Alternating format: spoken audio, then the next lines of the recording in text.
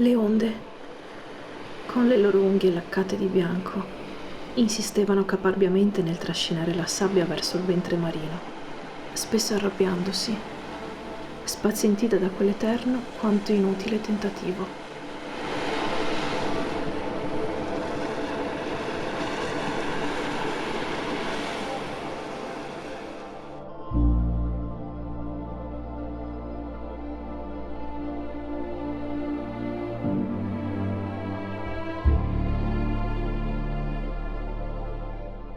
Una valva, una sola.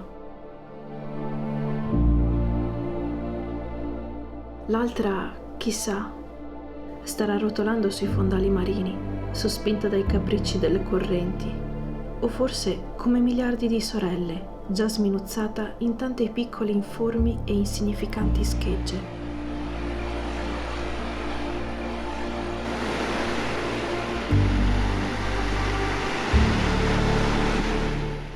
Il frutto che entrambe le valve racchiudevano disperso, verosimilmente è finito nello stomaco di qualche pesce ingordo, così come i suoi sogni, ingoiati dalla smisurata bocca del destino e digeriti senza possibilità di recupero.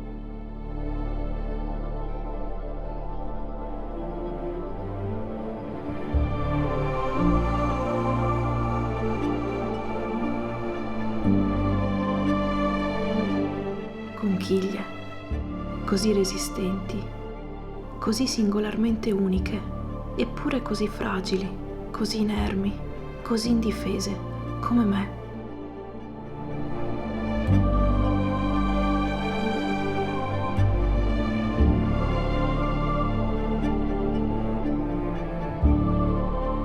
E tu dove vuoi andare?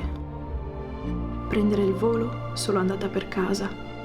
O rimanere qui, malamente trapiantati in una terra che non ti conosce e che sembra non tenga affatto ad accoglierti?